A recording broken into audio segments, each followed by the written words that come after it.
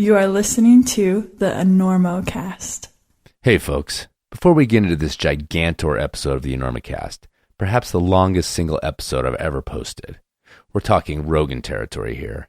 I want to remind you that Black Diamond and Sportiva have been the long-running faithful sponsors of the Enormocast and are back in 2020. Frankly, without them, the Enormocast would have likely withered on the vine a long time ago, and I can't thank them enough.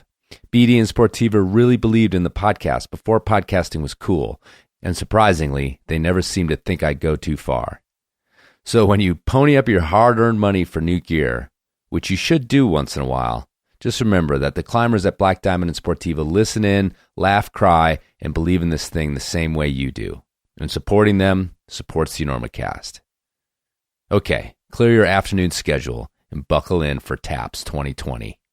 We gotta get Listen, where you playing in town? You playing here? We're doing the Enormo Dome, whatever it is. It's terrific. Oh, It's yeah, a big house. We place sold that it out. side of town. That's a Very big nice. place. You sold What's it that, out. 20,000 seats? You really should. The hell are you doing? I couldn't sleep. I'm checking the ropes. There was a frayed end on your rope, and I'm cutting it out.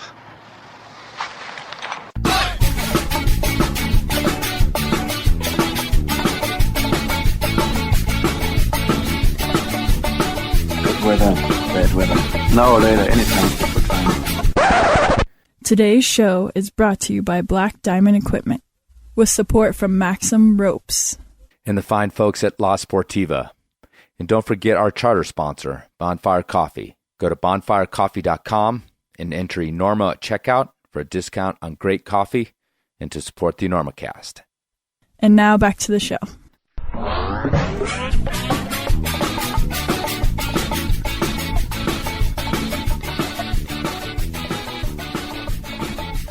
LSD, man.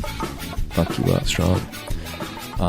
Right. So you guys ready? Yeah. Okay. I'm just going to do the intro, and then we'll just leave it on here. So what do I say? Oh, yeah. Hello and welcome to the Enormocast. This is your host, Chris Kalous. This is episode 190 of the Enormocast. A live recording. We're going to do it right here. I'm doing the intro in the episode like the good old days, actually. I think I did the first few like that. But anyway, here we are, episode 190. I'm sitting here with my compatriots, Andrew Bisharat, my partner over at the Run Out Now, and a former guest many times, actually. Maybe the most repeated guest, actually, at this point, because of these TAPS editions, if nothing else. I was just thinking about the first episode we did where you did your intro live. So, yeah, and you were actually just a simple guest. a simple guest. A writer. And, yeah. Just a nobody. Just a nobody. With big dreams. And speaking of nobodies, my... I was going to do it if you didn't. Oh, you did? Yeah. Okay. Beat me to it. Steve Dilk, also a returned guest, also multiple different episodes. That's right. From listener mails to the El Cap edition to the TAPS episodes. Anything I'm missing? No, that's about it. Yeah. So anyway, we're here for the third annual TAPS. And I should actually explain TAPS a little bit because it got confused because on the episodes I capitalize it, so people thought it was some sort of acronym. But really, we're talking about that mournful wail of the bugler at the passing of the soldier into the ground. And my sound effects guys got it for us here. Okay. TAPS was first played at Harrison's Landing, Virginia in July 1862. And within 9 months, it was adopted by both the Union and the Confederate forces. In 1891, TAPS became a standard component of U.S. military funerals. And in 2015... I just... The Enormocast adopted TAPS as our way of signing off on events in climbing and wondering whether they're on life support or dead or zombies. Have come back to life. Yes. And this is... Or unkillable. Yes. And this is all just like sliding into super disrespectful. Anyway, you get the idea. You get the idea. So, yes, the program is about trends, ideas, methods, in climbing that, either have long since gone away, like the partying hard and climbing super hard climber that we talked about last time, or things that we think should go away and maybe should be killed, should be stabbed in the heart with a stake, and things that are just like cooking along but maybe make us a little uncomfortable. We were just talking before we started recording about how this should really be the canceled episode. Yeah, canceling. That's more of a 2019 word. Yeah. So maybe taps can be on our taps list. Yeah, the taps is out. Canceled is in. That's only apropos because Andrew just wrote an article on his online journal, Evening Sends, about the cancel culture and our friend Saeed and his mix-up in that culture right now. So, but we're not going to get into that on this show. But we're going to just kind of throw out some roundtable topics and see what we find out about who believes what. And I think we're going to go ahead and start with a little bit of a throwback to, I think it was last Taps, about our insistence that you should lower off of sport anchors versus rappelling off of them, versus going up there and then getting off belay and then pulling the rope up so the ends are even, and then lowering yourself down with your ATC on a typical rappel. And that one got a bunch of pushback, and I think it was mostly because people were a little bit confused about what we were actually telling folks to do. And were they? Well, yeah, because everybody got angry that you would do all this wear and tear. And I think they thought that we would also be top roping on those anchors. We may not have clarified that. It's an excellent style to, if you're going to top rope, or even if you're going to lead it multiple times, or if your buddy's going to lead it after you, that you put draws on the anchor. And you only lower through the anchor itself, whether it's carabiners or if you had to tie through something, on the very last lower of the day, not necessarily every single time. And that's a way to preserve the anchor. And if you're red pointing something and you've got your draws on it, then you might as well throw a draw or two on the anchor too, while you've got your draws up there, and then you lower off of those each time, which is totally normal. Even if you would normally have to tie through, is to put your draws up there so you don't have to tie through every single time. So I think people got confused about that, and that's pretty clearly just good style and good etiquette. To reduce that wear and tear, because it's not nothing. We're just saying that sport anchors in the modern age are designed to allow you to be lowered through them. It's not only that, it's that it's safer to be lowered, especially on a steep route, so you can clean. Yeah, that's the big thing too. And I think I responded recently to a listener who wrote me something about this, and I said, look, this is only a debate for, and this sounded really elitist, I'm sure, but I was like, it's only a debate for, the 5'10" and under climbers, because once you get into 5'11" sport climbing and into 5'12" sport climbing, you can't clean your draws off by rappelling because it's going to be too steep. And it's really like, as soon as that happens to you one time, you basically like give it up and you're like, yeah, let's go. Let's start lowering. And I also said, just go, if you don't believe me, go to a sport climbing area and look around. 99% of the people are going to be lowering through the anchors. And all the people who are, really into sport climbing are going to be lowering through the anchors. So it's not like this is some big controversial debate. It's all replaceable. I mean, that's the deal. Yeah. It's like a few bucks and it's replaceable. So it's not like it needs to last forever. Yeah, right. And again, I think this is part of that whole this crossover from trad climbing to sport climbing that happened even in the beginning of bolting, right? And it's just in anchors, modern sport anchors, should, and if you're putting up sport climbs in this day and age, or people who are, then they should be putting in anchors with replaceable rope ends. And what I mean by that is that if the rope end, wherever the rope goes through, can be replaced without replacing the entire anchor. Right. That's a sport anchor. That's the kind of thing we're talking about. Steel carabiners that can come off the wall. And even if they're not steel, and they're just regular ones. That's the other thing. It's like the only people in the world who debate whether they're going to leave one of their precious carabiners behind is also those same like sub 5'11" climbers. That it's just like, if you get up there and one of those beaners is worn through, put one of your beaners on it, even one of your good ones from your draw. Like, it's like $6, you know? Just, you know, like, do your part.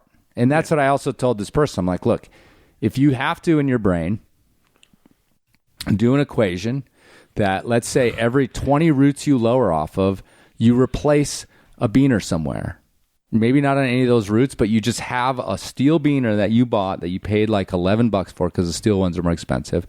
You know, a freaking beer and a half, maybe just one beer at a lot of places, and that's your giving back. Well, the real issue is that we need local community organizations that can make these decisions and manage this a little bit because people don't need to be thinking about this shit when they go climbing. Yeah, most people. Right. You know, like there needs to be like groups that are just like, chill, dude, we got this. Yeah. Like, you go up there and do your thing and you lower off of our stuff and we'll figure everything out.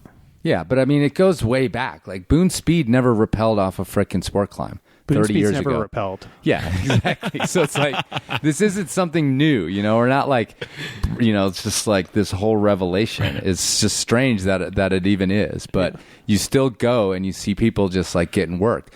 Well, the other thing I want to reiterate about it being safer, the reason I believe that it's safer is because it's a closed system that you never open. And what I mean by that is you get on belay when you leave the ground and you never get off belay. You get up to the anchor. If you're like, feel like you don't even have to say anything. You pull some rope, you clip through, and you yell take. Well, tying through anchors is so like 2010. Yeah, but I mean, that still happens. Yeah. But even when you're tying through, you don't have to say anything. Your belayer is just down there. As far as they're concerned, you're still climbing. There's so much confusion about that. But the thing is with the rappelling, it's like you get off the belay, you know, there has to be a bunch of communication. There's this whole thing where you break the system. You have to put it back together. And it just doesn't make any sense. And the other thing that's really, really, really, really important in this whole thing that we're talking about is we are talking about sport climbing. Okay, we are not talking about single pitch climbing everywhere. We're talking about sport climbing, an area that is, you know, a designated, everybody knows it, rifle, 10 sleep, whatever. We're going sport climbing. Well, it's a situation where you're being lowered by a belayer who's on the ground, right, down a route, and you're retrieving your gear as you are lowered. Right. The way to not do that is on rappel. The way to do that is to be lowered and to tram in with a draw or something like that to clean your gear. Right. Well, the reason I want to make sure it's like clear that it's sport climbing is because sport climbs are designed to be lowered from. Right. And therefore, you know, with but single pitch trad routes are the same. No, they're not. Not all of them, but no. there's a lot. Stop. I am going to shut that down so hard. This is what I'm getting at, dude, is that every year, people who are sport climbers go to Indian Creek and get lowered off the end of the rope because their ropes aren't nearly long enough to be lowered from those routes. Trad routes, single route pitch trad routes, are not designed from the get-go to be lowered from. But that's I mean, that's a false and equivalence. What do you mean? Well, I mean, there's single pitch sport routes that are longer than half a rope length. Like, it's not, that happens too. I mean, you could say this, make the same argument for the 8th day or something like that, or, you know, Jumbo Love. Yeah, but both something like that. But like yeah, but both of those routes are designed to be lowered off of because they have mid anchors to lower to. Right. So they're still designed to be lowered off. Right. Yeah. Yeah, no, in Indian Creek, there are 130-foot pitches that you need to rappel off of. And Red Rocks. And all, you know, the whole trad thing is about arriving at a place. But there are a lot of trad crags that do have that same... Yeah, you can, setup. But you better be way more careful. You just have to know. Yeah. You have to. It doesn't matter whether you're climbing trad or sport. You have to know how long your rope is and how long the route is and whether you can lower off the anchor. And put a knot in the end of the rope. Or have it tied to your rope bag. Yeah. Yeah. So, but I just wanted to make that clear because no, that's a good point. Indian Creek is the site of literally like these days like a weekly fuck up accident. I mean, what like happened this year? Well, there's several, including a poor young woman getting rappelled onto by someone who rappelled off the end of the rope and landed on her. Yeah, fucked her up. That's crazy. Yeah. Terrible. So she's just chilling. She wasn't even part of the climbing team. She's chilling. just like chilling, and someone landed on her. I don't know if there was someone she knew or not, but whatever happened, it was unexpected and it messed her up. Yeah, is she okay? I don't know what her recovery's like. She's she didn't die or something. No, but I mean, she was. I think it was pretty bad. And with the climbers, I have no idea. Yeah. But I mean, last year I was there for a weekend and this rescue started. And we went over there, and these guys that showed up to rescue were like, "Hey, we just got off a rescue over at this other cliff," and these are just like, yikes, yeah, dude. These are just like, is it San Juan County, whatever the county down there is, Monticello. I mean, like, these are like, your typical kind of like, like SAR dudes off SAR the couch. dudes that go look for hunters that are lost and stuff. Yeah. And I mean, it's mayhem in the creek. Like people need to, that's a whole other thing. Like people need to like step back and settle down there. I mean, broken appendages, ripping gear, rappelling off their ropes, getting lowered off the ends of their ropes, like on a weekly basis. I can't even imagine what the budget of that SAR team is, but it's like getting blown to pieces. Would you be in favor of just making all routes in the creek 30 meters? Yes. That's actually the solution. What do you think of that, Dilk? It's just that It depends on the route. You're like 20 meters. Yeah. 15 meters. There's a lot of them that could be shorter, though. There are a lot of them that could be shorter. Where you climb some amazing thing and then you got to like trundle up garbage for another like 35 feet because that's true. Because they were trad climbing and so they had to go all the way to wherever. Yeah. So I've been guilty of moving anchors down on established routes. Where I'm just like, no, we're not going up into that garbage. I'm just going to put it down here where the good climbing ends. Yeah. And I have received very few complaints. Yeah, absolutely. Yeah, totally. So anyway, just wanted to clarify, lower off anchors, sport climbs only, and tie a knot in the end of your rope and everything's cool. All right, moving on. Let's talk about I think one that got dusted up this year quite a bit. Dogs at the cliff. Where are we at? Not enough dogs at the cliff is what where we're going. Wait, before we go to dogs, we need to, what is it? Is that on life support or zombie or what? It seems to be a zombie, a classic case of a zombie. The rappelling. The rappelling. Man, it's a zombie. Yeah, it won't go away. It won't. Basically unkillable. I mean, I get it. Like, I kind of get it because, as we were talking about it, like we got into all these sort of nuances and it's like, when you know, but yeah. I think the takeaway for me for that is that people, if they could understand that they're not doing a community service by rappelling off of anchors when they could just as easily be lowering off of them in a situation that makes sense to do it, like you were saying, right? Then that would be a big improvement, right? Yeah. Don't worry about the anchors. Yeah, it's just gear. It's just gear. Metal. It can be replaced, and it's going to have to be replaced anyway. Yeah. Which was our point last time. So I know I'm sure that didn't help. Actually, that whole thing we just did didn't help. I'm going to get more. What about this whiskey? I mean, what are we drinking tonight? This is helping. I got like an angry email that Americans in particular were fucking up all the anchors in Greece. Ooh, because we were lowering off of them. Well, the anchors in Greece are fucked anyway. But then I think somebody was confused that they thought that we meant to take all the carabiners off and then lower directly off like the metal on the anchor or something. I don't know. Anyway, I don't know what kind of pull the Enormocast has, but if our one taps episode like fucked up all the anchors in Greece, that's amazing. Yeah, all right those there. salt driven like rusty pieces of shit that I climbed on like 10 years ago in that place, like literally plants like growing out from behind bolts and shit. Yeah, I don't think the lowering off of them had anything to do with that shit. But anyway, Greece, call us when you have titanium. Yeah. Greece. I know a lot of stuff's been replaced since I've been there, but man, oh man, like, what was it, like 2008 or 10 or something like that? Whew, it was sketchy.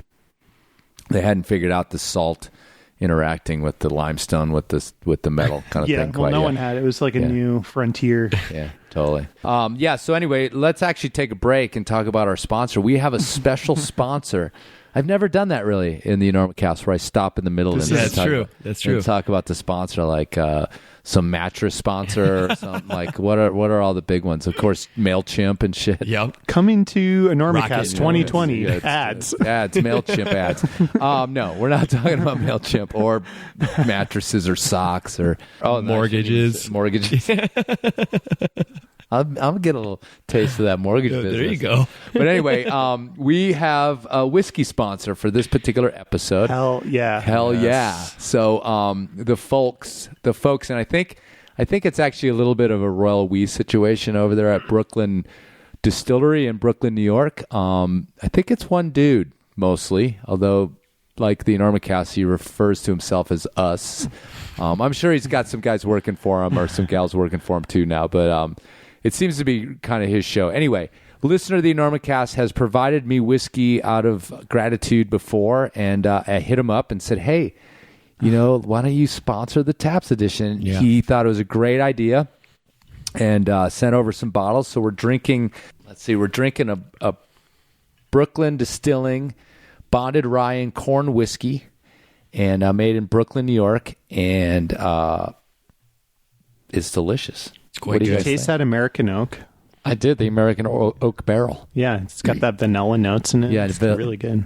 Yeah, it's a nice whiskey. It's available at BRK Distilling, and I didn't see any place out here in Colorado that sells it. There's not actually very many because they just don't make very much. It's a very much an artisan type distillery, and but you can order it online if you go to their website. There's a bunch of places you can get it online. And you know what?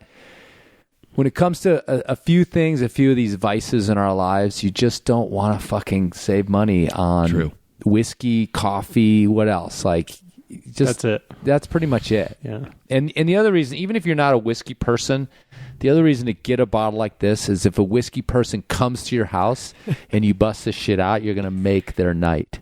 And they're going to leave thinking you're like one of the coolest people they've ever met. So if they leave, they don't. They might just sleep on your couch. Exactly. Which could happen tonight. So anyway, thanks so much to Brooklyn Distillery, and let's enjoy. Cheers. Yeah, cheers, guys. Happy 2019. All right, we'll return to that. Okay, so where were we? Are we going to go to dogs? Dogs. Dogs. Not enough dogs at the Crags. That's Andrew's position. Exactly. I was thinking that the folks who wanted to rappel off anchors to preserve them probably have 4 dogs at the base of the root digging holes, fucking dog trenches. So I love that. I say more dogs for sure. Completely sarcastically, get rid of your dogs at the Craig. So you're a totally no dog person. Generally, yes. Do you have a dog? No, definitely not. He's a cat guy. Yeah, I'm a cat guy. Yeah. 2 cats. No. Do you ever bring your cat to the? Yeah, let's No, get into I have seen a couple cats at Rifle before, and they were like really chill. Yeah.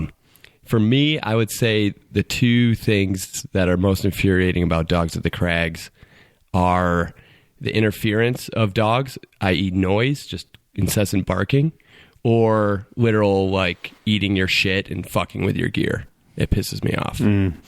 Often, I don't know if you've observed this, and it may be because I'm a cat guy and not a dog person per se, although I love dogs. I just happen to not own any. Doesn't sound like you love dogs. No, I do. No. I'm a dog guy. Really? I'm an equal opportunity animal lover. Okay. Well, prove it. Get a dog. Bring it to the Crag. Leave it there. While you climb a multi-pitch. Well, I climb a multi-pitch route. Well, that's the thing is, I'll be at the Crag and two dogs will meet generally, or one person goes like pet a dog, and then it snaps and there's this big fracas, and then the dog owner invariably always says, "Oh, I've never seen that before. That's never happened before." And I always have to think, I've seen this dog for 10 seconds, and I've seen a new behavior and a new attitude.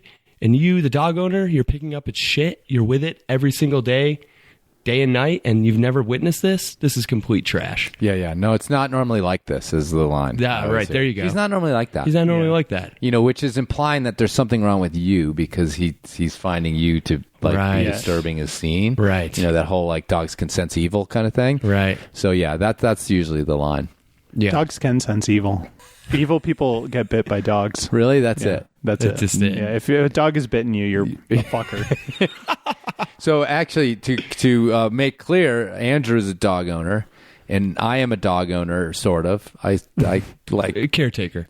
Yeah, I kind of relationshiped into a dog who I like a lot, but we don't ever take to the crags because she's mean and hates other dogs, and we know this, and so she doesn't go to the cliff. There it is. Like, it's simple as that. Like, Chris we is leave a her home. good dog owner. That's Right. why. I agree. I agree. There's no Bad good dogs. dogs or bad dogs. There's only good and bad dog owners. I would agree with that. Yeah. And dog owners who say that they've never seen that behavior before, they might be telling the truth, but what that really suggests is that they haven't trained their dog. And they don't even know it. No, they don't know that they haven't trained their dog. They just don't. Their dog isn't trained, and they don't know that. And the dog does something that's surprising because they haven't invested the time to make their dog a good fucking dog. Yeah, that's my main point as well. Is that okay? So you admit that you don't know what your dog can do in these types of situations. Why is it here? And then invariably there'll be a little kid around too, and you're just like, okay, like let's add more flame or gas to the fire here. Wait, what are you saying? I'm just saying, like usually About it's a little dog. kids. It's like a dog snarling. And You got a problem with kids at the cliff? No. I've got. Wait a It's second. honestly on the same spectrum. It is on the same really spectrum. It probably is, but no. I just don't want to see a little kid get mauled by. Oh, right. Yeah. Right. Well, I don't want to get my sandwich eaten by a Eat or dog. socks. Yeah. Chris Parker, if you're listening right now. I mean, His dog is notorious. Oh, yeah, dude. He's a That thief. dog has He's a- stolen my lunch. He's like a jewel thief, multiple times. the thing that I love about dogs is all dogs have one thing about them that you cannot be trained out of them. Right. That is bad. Right. Like there's just it's only one. Like all the other things can be worked upon. Right.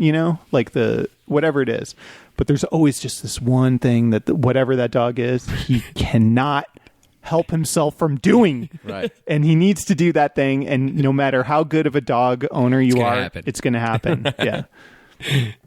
And that makes dogs amazing. Right. So basically, that bad dog owners should be stabbed in the heart, Yeah.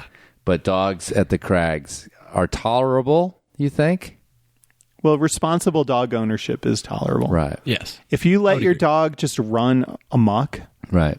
then that's bad dog ownership. Right. Right. If you have a dog that can't tolerate being tied up because it's too high energy, Right. and that is what then is required to have your dog at the cliff, then you're a bad dog owner. Don't bring that dog to the cliff. Yep.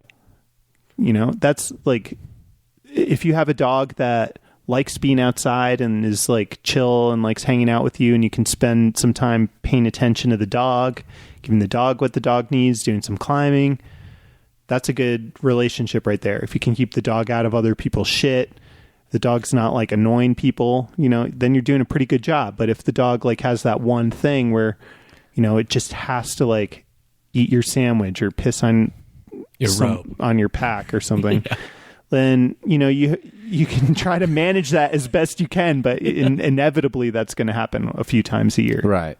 But you have to be conscious of that and like try to manage that one like bad thing that every dog has.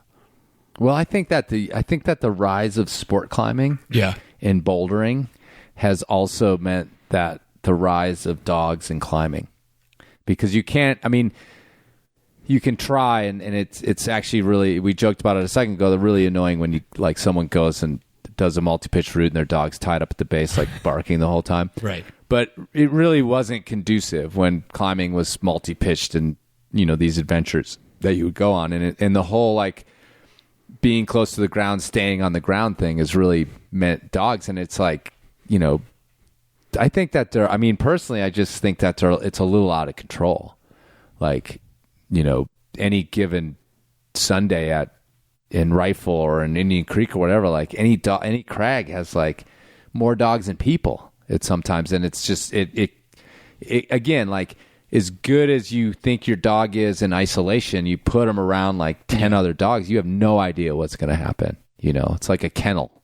The thing that's so annoying to me about some dog owners is they put the training on you if their dog like runs up to you and they're just like, oh, just ignore him. Like, don't like, oh, he's like jumping all over you. Like, just like put your hand up, you know? Right. You're like, fuck off. Like, I don't need to be training your dog right now. Totally. Like this should have been done months ago. Right. You know, this is your deal. Like, I don't need to be like handling your dog. You need to like get your fat ass down here and take your dog away from me. 100%. But that's a bad dog owner. If a dog is coming up to you and jumping on you and harassing you, and the dog owner is just like at a distance, like, oh, just like pet him. Or just like, don't look at him. Don't look in his eyes. Right. You're like, Whatever you do, don't make eye contact. don't make eye contact with him. He's fine if you just don't make eye contact. It's just like, fuck off. All right. So bad dog owners, out. Dogs, okay. I mean, I think that the right dog at the crag is a nice thing to have. In the right zone, too. I mean, And it's there not are just some zones that are not appropriate for dogs. Totally. You know, they, for example, a delicate desert environment might not be the greatest place for dogs to be digging around and rooting around and shitting everywhere, destroying sensitive soil. Dogs just get fucked up in the desert, in my experience. They get dehydrated. I can't believe people bring them out there, but they do. It's really you know? like a bad place for dogs. Absolutely. Yeah. So, I just think there are absolutely some environments that they ought not to be. Steph is going to be really upset. Yes, Steph's, she doesn't listen. Don't worry about it. It's perfect. Crag cats? Everywhere. More of those. Alive and well. Dude, I saw a guy climbing in rifle this year with a bird on his shoulder. Oh, that's right. You told me about like that. A fucking parrot or something. Like a parakeet, yeah. That's wild. And then we hear these stories about monkeys at the crags, too. Hefe's told us. What? Oh, right. Hefe said it, then it In has Hawaii? to be true. Yeah. Yeah. Crag no. There, Let's not start that. Okay. Craig monkeys. Hefe told a story. Somebody's out there is like, wow, that'd be fucking cool. No, Hefe told me a story legit about a rifle in the 90s about a monkey hanging draws on a root and then God. and then coming down way. and raping his ear. That guy. He's so full of it. All right. Here's a pretty sensitive one. This one's gonna prick up some ears. But personally, I think that that wall climbing the Moonlight Buttress and probably some other routes that maybe we could get into.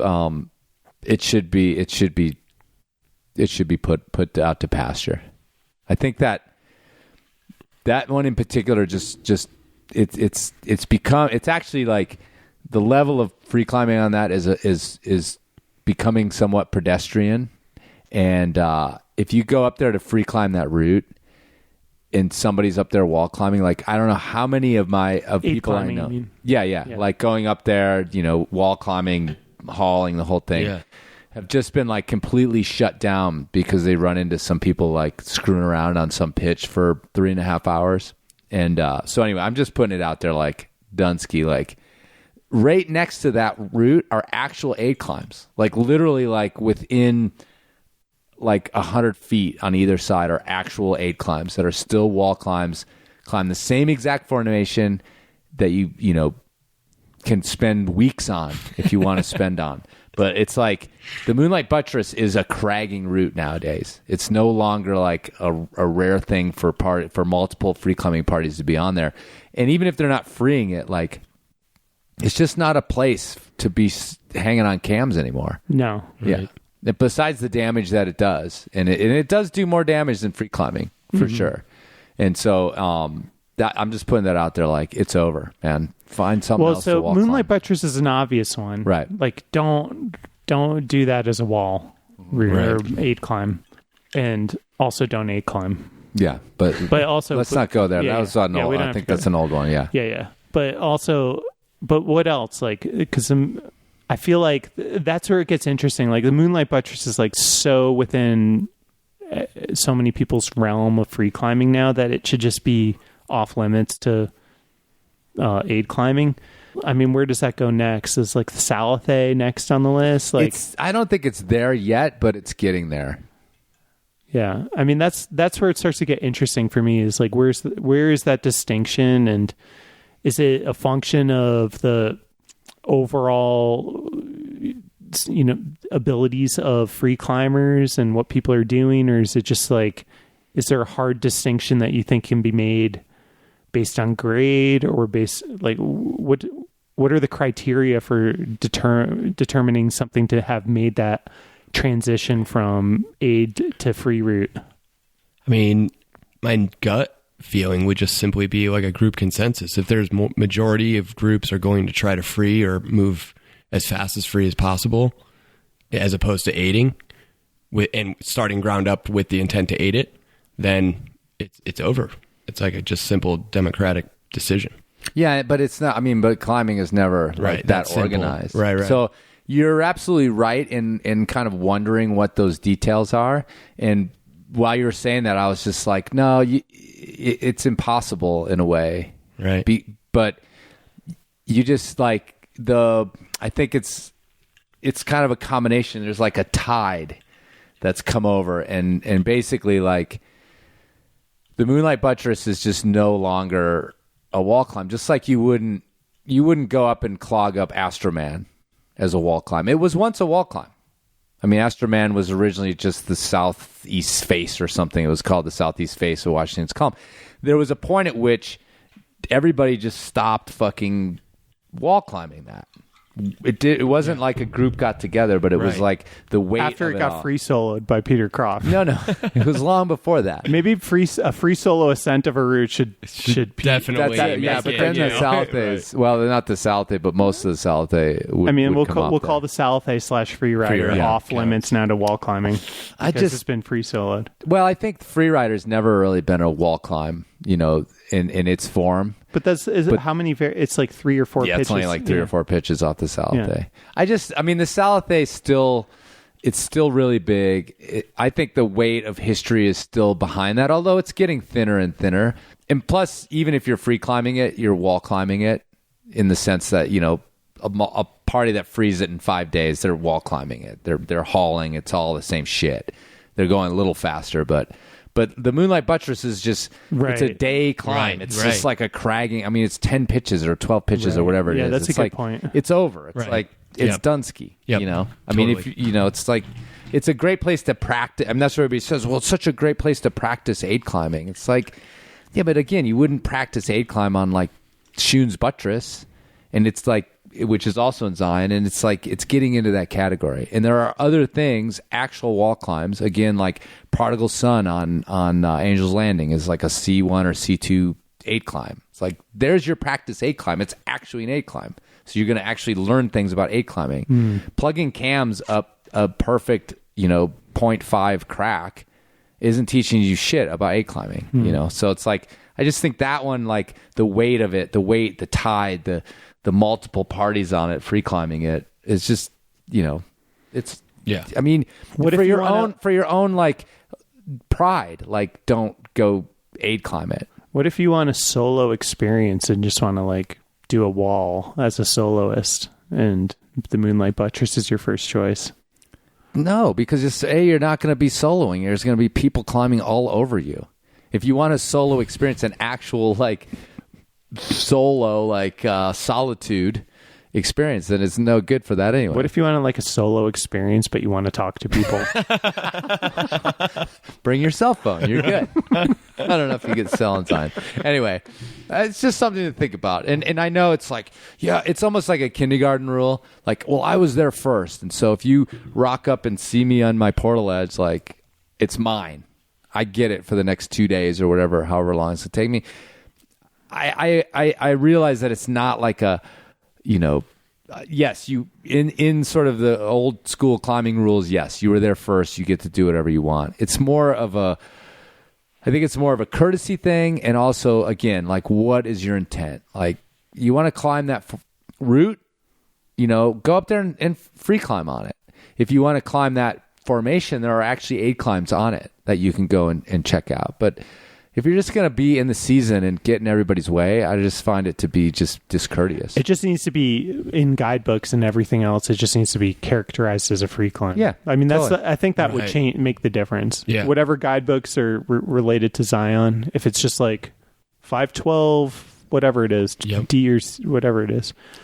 Well, in the whole history of climbing, that's it. It's not a C1. Yeah, right. It's just that Moonlight Buttress, 512D. Right. Plan on taking 12 hours, for a normal party. You will bring 3 liters of water. Yeah, exactly. That's it. Yeah. It's like, it's not. That's kind of the group consensus thing I was driving at, was just when the kind of zeitgeist of that route is it's a free climb. Nice. It's a free climb. We just have to listen to our guidebook overlords. Yes. Well, and it's like, I'm not saying anything radical here. It's the history of free climbing. Yeah. Is that, most of these routes, Yosemite, elsewhere, these big multi-pitch routes were aid climbs. And they're just not anymore. And we all decided that they're not anymore. That you don't go up there with a wall and pitons and blah, blah, blah. You just, go somewhere else with that shit. All right. So I think Moonlight is dead. Yeah. As an aid climb. As an aid climb. As an aid climb, yeah. Moonlight's dead as an aid climb. I think it's dead. It should be. I think it should be, but I think it's like dying. It's not, it's definitely on life support. Yeah. I would hope so. Life support for sure. I would hope so. But that leads us into another topic, perhaps. Which is good flow. The term big wall. Oh, man. Yes. What is a big wall? Well, listen. There's a big wall, and then there's a big wall.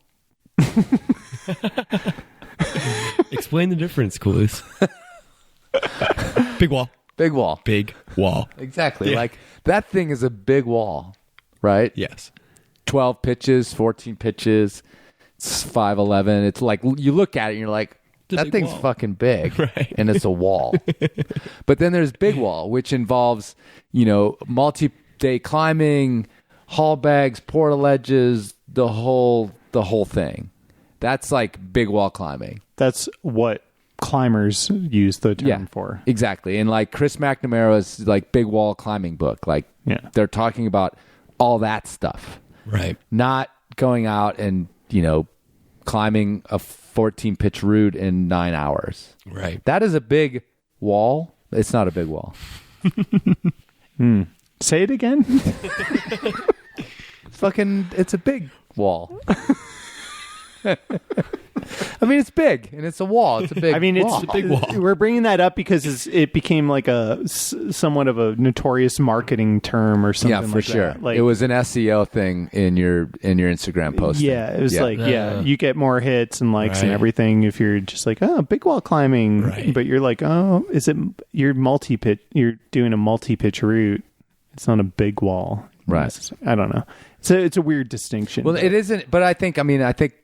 To be honest with you, like big wall climbing, in my opinion, and it's sort of like it's glad that you segged into this, because the moon wall or the Moonlight Buttress, when it was originally done, it was done in a multi-day ascent with bags and portaledges or staying on it, and that was like what it was mostly done as until I believe Peter Croft, right? And but that was like Johnny the 70s. Woodward. Yeah, so. They freed it in the 70s. Right, so most parties did it that way. And even after it got freed, most parties continue to do that way. My point is it's no longer being done that way most of the time. It's way more often now done as a day climb and a free climb. Right. So I think the word typically works really well when you're talking about big wall climb, because obviously the nose has been done now in sub 2 hours. Lots and lots of people do it in a day. But the tactics and typically... most parties still climb it overnight. So it's still typically done as in a big wall style. Right. Right. And it's also a big wall style or a big wall style?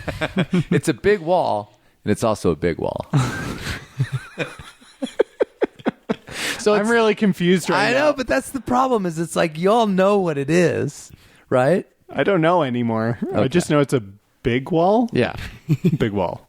It's just about the preponderance of history and what it's typically done as, right? A big wall climb requires portaledges. Yeah. Spending the night. Typically. Spending the night. Yes. No, I'm saying that's mandatory. And not by accident. And not by accident. Right. That's a big wall. Right. Yeah. Yeah. I mean, that's it.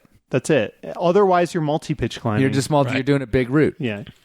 A big wall. Yeah, but I mean, that's joking aside, that's it. It's a big route, because otherwise, if you can just, call like a long climb that took you like all day, a big wall, then then the word has no meaning. It doesn't mean anything anymore because then, Eldo has big walls because if you connect enough pitches together, you're up at 9 or 10 pitches if you do, multiple levels. And so that's a big wall. It's 5'9".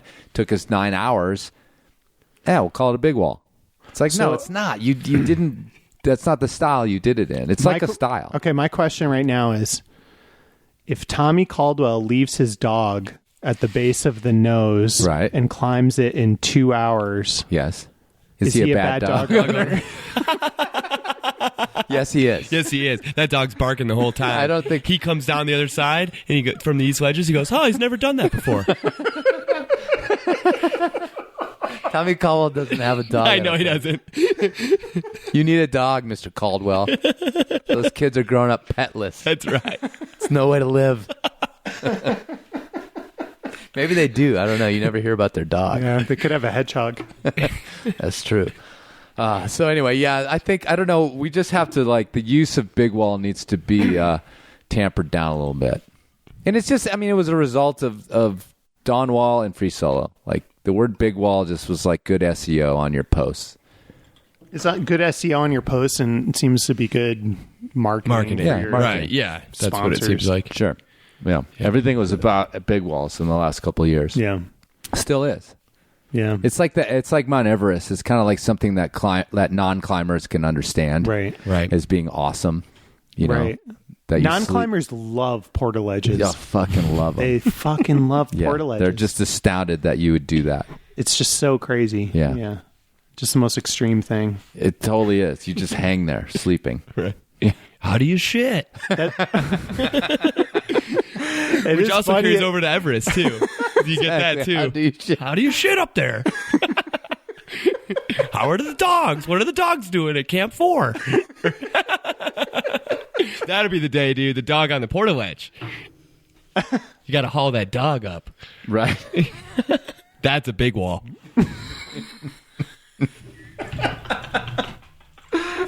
Dean Potter style.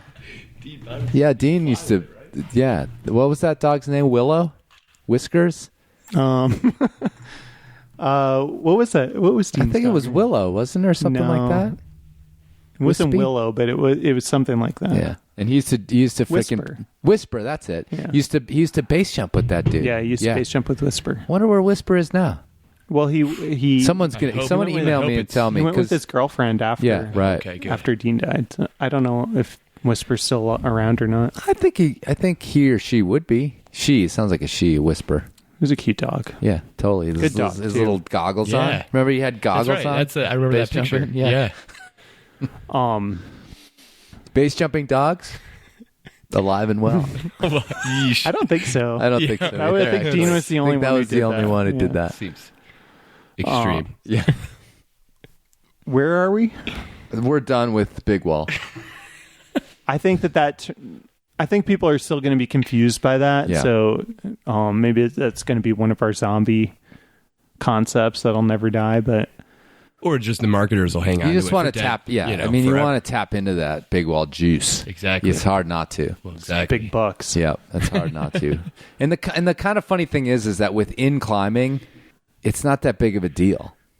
You know what I mean? And Everyone climbs El Cap. Yeah, and in some ways, doing El Cap really slowly now is not even that cool within climbing. I mean, It's really weird. ask Steve and I. We were up there for ages and ages, and there was literally people multiple days coming and passing us, the same That's right. people. Like freaking Over and we over saw again. Brad multiple R.I.P. times, yeah. Brad Gobright. Yeah, I mean, he came past us a couple different times. That's right. Just like, like we were it was like that Madonna video where she's like in the street standing still and everybody's moving really fast. That was us. That was us. We were standing That's right. still and Brad Gobright was just like zipping past us. Groundhog Day. Is this the same day? Yeah, exactly. There he is again. There he is again. Right. Still rainy. Yeah, totally. So anyway, it's kind of funny because it's sort of within climbing itself. It's just like, yeah, big deal. You were up there for ages, just like pecking away at it, drinking beers and like smoking weed, and But in the outside world, it's like the coolest thing. The fact that you spent the night. You know what I mean? Yeah. Yeah, and that's a problem too with climbing. I mean, just to make this serious for a second, but I'm a big fan of being slow and heavy in climbing, because that's where most people start and like learn how the sport works and stuff. And you don't hear that in the media, when it's all just like light and fast descents and speed climbs and whatever. Right. It's not, the slow and heavy approach is not, championed as like a great way to do things. And you don't even hear that people do things that way at all until you get out to any crag or go to El Cap or whatever and see that that's how actually most people approach the sport. Right. I just want to throw that out there as something that I hope is just like just to put that out there as a way to that's like a veritable way to approach the sport. Slow and heavy. Take your time, learn the ropes. You're not blitzing up the nose, but you're just like spending however many days it takes to get up it. You learn so much, and that's a totally valid way to do it. Well, I mean, in the big wall climbing, I mean, is couched in slow and heavy. Yeah. Right. Like the original big wall, the nose was freaking slow, like multi-year slow. Yeah. Yeah, I mean, that's totally true. And a lot of the lore around it is slow and heavy. I mean, you go up there and you spend days. And I made this joke just a minute ago about drinking beers and smoking weed. And it was like, yeah, people were, literally like dragging cases of beer in their haul bags. Like, and just don't do it on the vertical Salothe anymore, because you'll that's be in everybody's way. You'll be in everyone's way who needs to do free climbing in a day.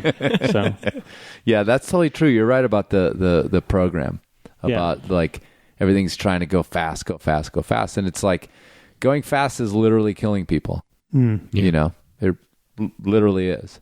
Like this whole obsession with speed is I think we're going to see more of it, to be take this a little bit seriously. But well, so this is we kind of put this on our list tentatively to talk about speed climbing. The Real Rock Tour this year has the nose speed record as part of their lineup, but this goes back to I guess my comment goes back to like Steve House when he was at the height of his alpine career, and he was talking about light and fast, and all the companies that were sponsoring him were all like championing their Gore-Tex shells as being light and fast whatever gear. Right.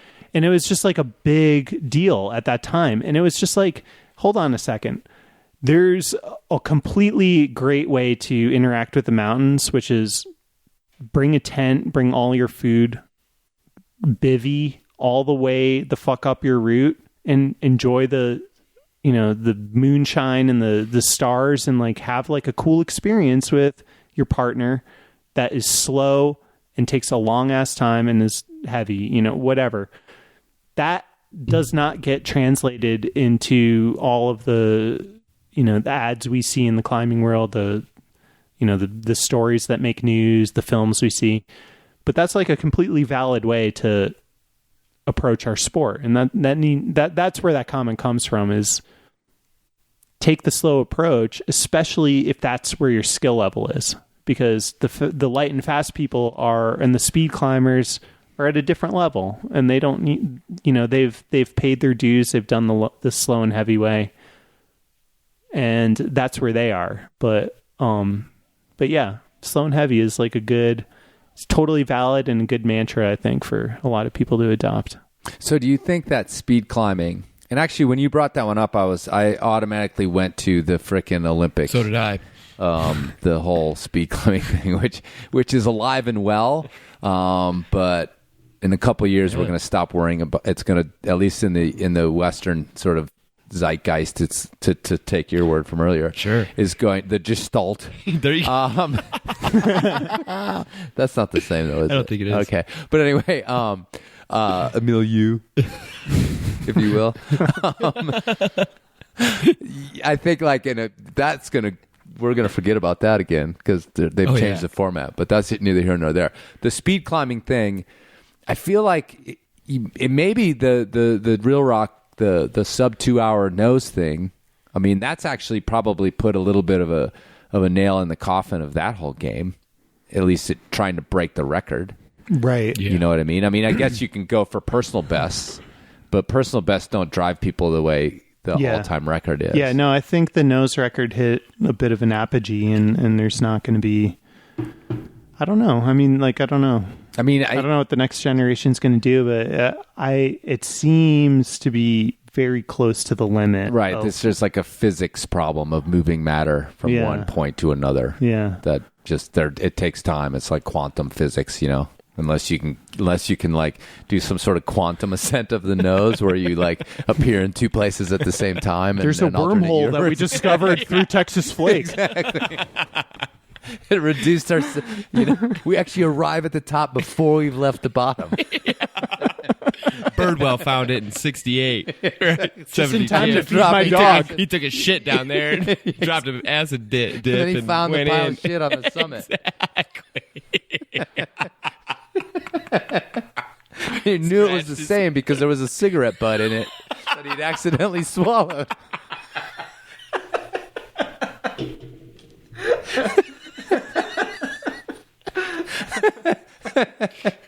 That's a true story. It's classic. True. You guys ever heard that? Sub 2 minute ascent. But yeah, seriously. That's classic. Wormhole behind the Texas Flake. Yeah, it's there. People know about it. It's just, Right. You got to drop like not just acid, but the right kind of acid. Right. Yeah. You have to find like it's like in a time capsule from 1976. Yeah, exactly. It's never been made again. So You have to microdose up to sickle edge and then just really go into full speed. yeah, but in all seriousness, I think that like with these recent, there's been some tragedies around speed climbing. There's been some close calls around speed climbing. Maybe people are going to mellow out a little bit with it. It's so dangerous. Yeah. I mean, it's more dangerous than like what Alex Honnold did, free soloing. In some ways, Yeah, It does seem that way. And they tried to minimize it in the Real Rock film and make Tommy like come out as this like safe guy, but he was still taking 100-footers. That's crazy. Totally. And they all just took, they just centered on that one cam placement he did. It sort of, and he did that to honor Quinn as much as to be safe, I think. Right. Yeah. And then the rest of it was totally balls to the wall, fucking sketchy. Yeah.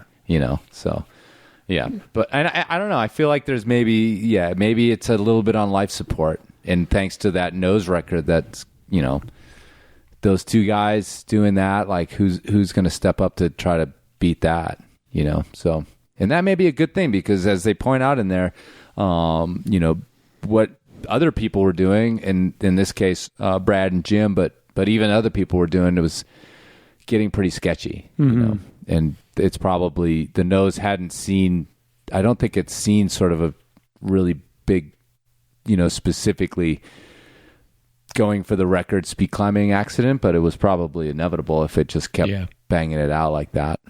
Well, Hans broke his legs. Yeah, that's right. He wasn't trying to break the record, I guess, at that time, but it's just like same stuff. it just like adds to that idea. Yeah. And you just watch that film and you're like, both Tommy and Alex are falling on 510 and right. The same spot. Yeah, which is weird. Yeah. So yeah, I think it's on life support. Yeah, it's on life Good riddance. Yeah, good. I mean, like the nose got done in less than 2 hours. Let that be a record for a while. Yeah, go work on the dawn wall slowly, heavily. Yeah. Shall we move indoors? Sure. Yeah. So this one is just a pet peeve, but okay. I like And that it piece. actually may be on life support for some recent developments. But belay tests in climbing gyms. Oh, man. Steve just went through this. Just passed. Just passed. Right. At Movement Boulder. That's right. Yeah. Thank God it's a 1 or a 0 type situation. There's no A, B, C, D, because I would have gotten like a, what's passing, C minus? Yeah. Yeah. Yeah. That's what I would have gotten. It's been a while. I haven't been in a gym in 10 years, like a real gym where I had to test out. Right. So, What or, happened? I've been like bouldering, but I just hadn't had to like rope climb and actually test out. But you know how to belay. I do know how to belay, remarkably. According to the belay test, I wouldn't know how to belay. You've caught me. I've caught you plenty of Yeah, times. yeah. I've caught a lot of people plenty of times. Yeah. But, it's a lot of lawyering bullshit. And, Wait, you have to tell the story. yeah, about what so happened here. we go in after Caboose and I, the we, and we went in after we saw our friends give a great presentation in Boulder. And I was a little hungover, I'm not going to lie, but we went in and I was told that I'd take this test. It'd be with an ATC or a Grigri. Right. And a mutual friend and friend of the show, she's been on the show several times. Jamie right? Logan Jamie was Logan. And she and Chris started giving me a hard time about how up to speed I am on the local, or not local, but I guess regional testing etiquette Sure, with a Grigri. with a Grigri. Yeah, because you go into a gym and the Grigri protocol is very specific. It's very by the book, and I Right. think out in the sort of outdoor climbing world, there's some variations. And the older you are, and the more early you started using a Grigri before it was kind of set in stone, the more fucked up your belay technique probably is. Exactly. I mean, I'd like to believe that there's a Petzl manual out there that like proves that I was doing it correctly, but that was like from 8 years ago, and that it was a newer Grigri, and there's a newer technique that's safer. But in this particular instance, we're sitting in like a Greco-Roman amphitheater, and I take out the Grigri, and then I'm being told that I'm being watched. And so if I'm doing it wrong, like Big Brother's watching me, Yeah, and it's they're like, already You're watching. going to release the drop, lions. Drop the Grigri immediately. Here's an ATC. Do you know how to do it with an ATC? I was like, I think so. And that and then it's like a guillotine. You're like, if you don't pass, you're done. You're We're done, bouldering. son. You're going to the bouldering section with the nerds. They just open the cages and the lions come out and just eat your exactly. carcass. Thumbs down. That's what Chris and I were actually saying. We were joking about that later. And so then I went up and there's this like 20. Well, we were trying to get under your skin a little bit. Sure. And Jamie, both of us. Jamie were was like, doing a great oh, job. Oh man, Oh, dude. Right. That's not right. I was in the system, so I didn't have to What do were it. you doing? What was your technique? I just the way I gripped the Grigri, I had my hand, like lower right hand underneath it a little bit, which I Andrew's guess is shaking his head. right. This is a no. You're supposed to just only have gripping your the finger. cam? I wasn't death gripping any cam. I had my hands around the sides, and I can easily Any hand pay on out. a Grigri is a no-no. Exactly. That's You what I was thumb. told. That's all Right. you get now is the thumb. I thought it was only the forefinger. Well, the forefinger Right. hooks under the foreskin, the little flip over thing. Right. That And then technique you- is so Jengas. And then you It's put your terrible. thumb on there. It felt so loose. Like I know. I just felt like with any shift, Yeah. say a dog ran into my rope, Right. it would just come right out of my hands. Yeah. You don't want the Grigri in your hands. That's the point. No, That's- I wouldn't that's have. the I wouldn't point. have it anywhere. It would Yeah. just be 'Cause dangerous. that's the whole I problem. need to teach you some shit. If you're Yeah. gripping it, then Oh, no, I got the lowdown. I explain it to him. Yeah. If No, you're you need to gripping learn it, my you can- method. Yeah, you can open. Oh, you have a The method? Bisharat method. My method Guaranteed. my method is superior. Guaranteed for passing wait, gym wait. tests. Yeah, for This, passing you should gym? sell this on the internet. No, I know how to pass a Grigri test, but as soon as those people leave, I do my own way. Exactly. That's exactly what we did. Yeah. Right. Because not only did he pass on an ATC, but as soon as they left, we gave the ATC back to Jamie and started playing on the. I on just the tie Grigri. bolins and do my own way. Do you tie bolins? No, you too? do not. You No, do you in the do gym? Fucking do Ooh. because I'm a bad boy. Got a little bit of a death wish. Yeah, exactly. Well, anyway, So yeah, belay tests, man, they're stressful. they're stressful It's and brutal.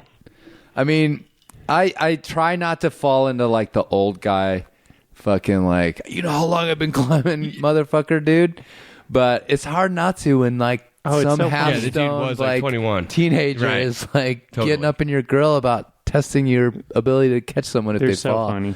I mean, I will say this guy was nice. He was super nice, and Yeah. if he's listening, he had this amazing poker face. He did. Like he just didn't reveal anything. Yeah, the they're whole time nice, we were but they don't testing. know anything. And it's just frustrating to have people who are experts have to take a belay test and have to have to change the way that they do it, which is better in order to be approved by the person who's been taught that there's only one way to do it. That was my kind of thought. Yeah. This seems a little counterproductive. Yeah, but it's lawyer stuff. It's lawyer stuff for sure.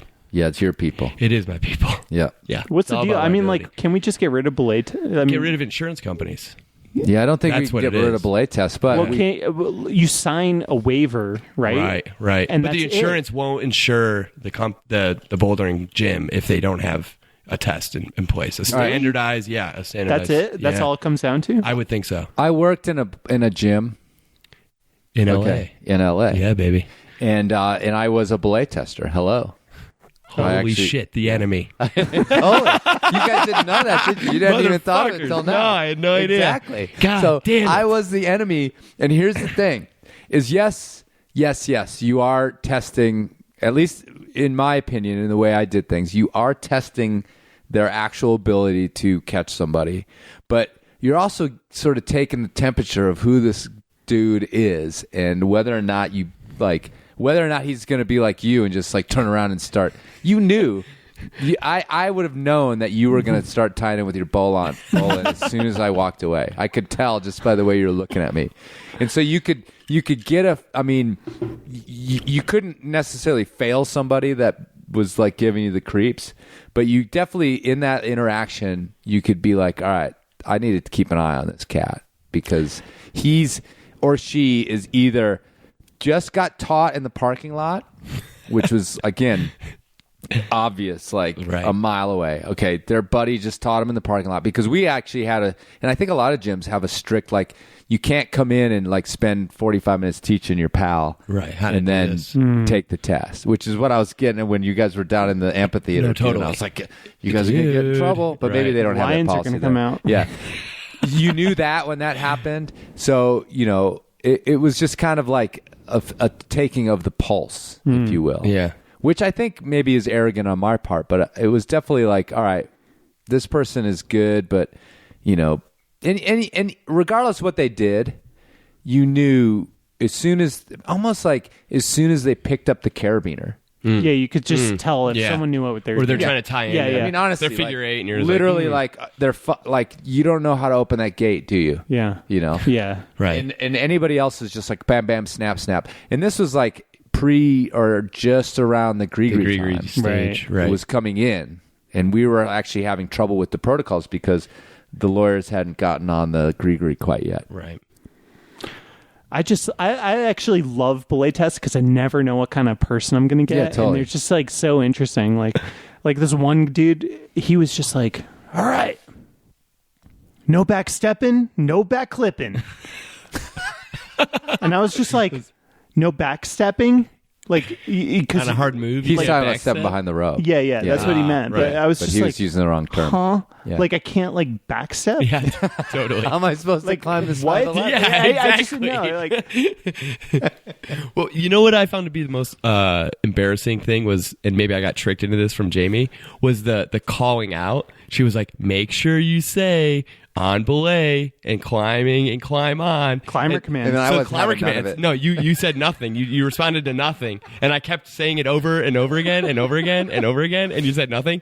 I did it like 4 times, and I stared at my tester's face to be like, "I've said it. I'm doing like, it. If this homeboy's It's not him. doing it, I'm Fail climbing." that guy. Totally. Fail the Enormocast. Kick his ass out of here. Put him into the bouldering pen. So yeah, you need like an old timey like script for that too. exactly. Like, That's sir. it's like, I can't believe I'm saying. I this. inquire your belay skills. Do I have ye permission?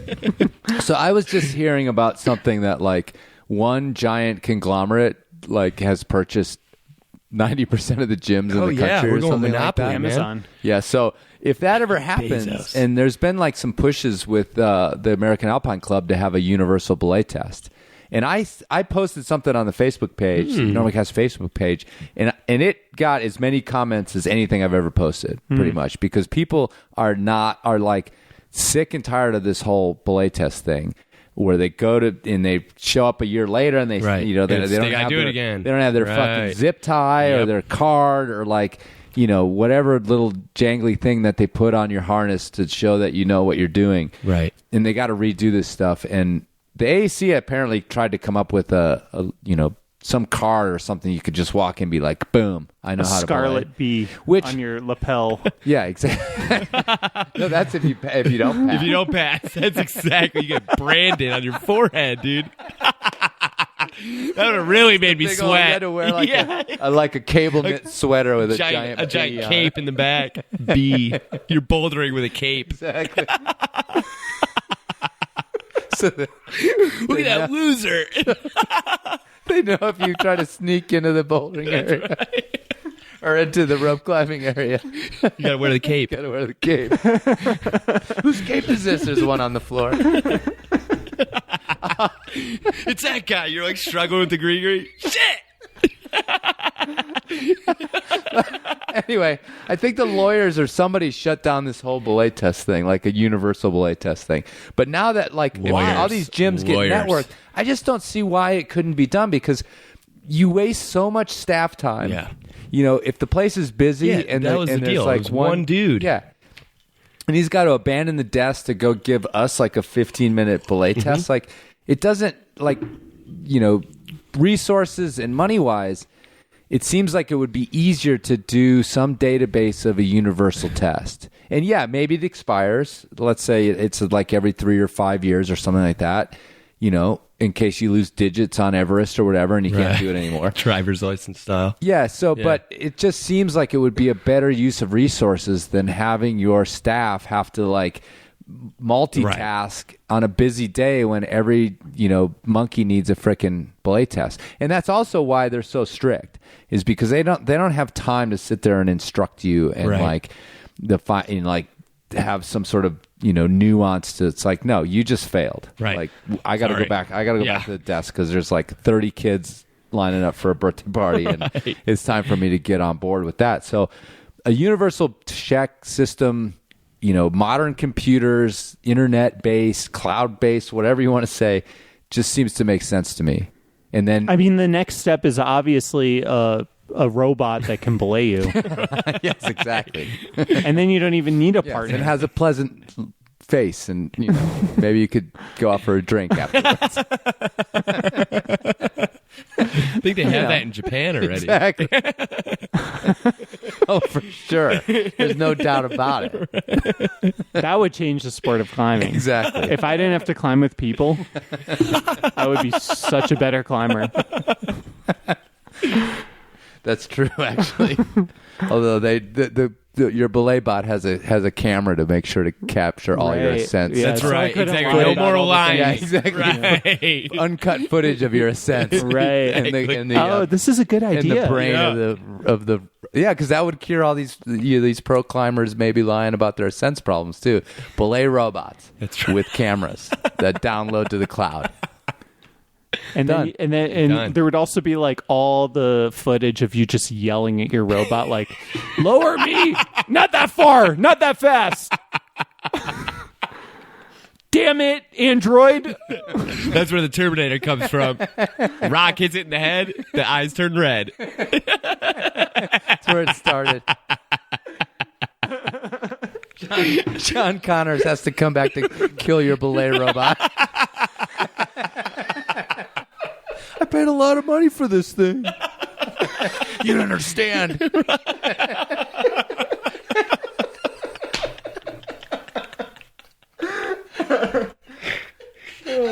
Anyway, I think that belay tests are actually on life support. I think that it feels inevitable to me that there's some sort of universal most or all gyms except like the database you were checked. I hope so. That'd be great. And maybe the test you just upload it to your Amazon Prime account. Exactly. And you're just Yeah. like, or your good to go. Apple ID or whatever. Right. and that you can never remember the password to. But the thing is, in all seriousness, it would have to be a stricter test, but it would be fine. Like you go through it one time and it was strict, and then you're good to go. Because it doesn't matter. Like you could still fuck up. Yeah, totally. It's not like they're watching you still have after. to do a waiver, right? Like to cover the gym's ass. Totally. Yeah. So belay tests, life support. It'll be sad when we don't have to take belay tests. I gotta say, it'll be sad. Oh, rite of passage.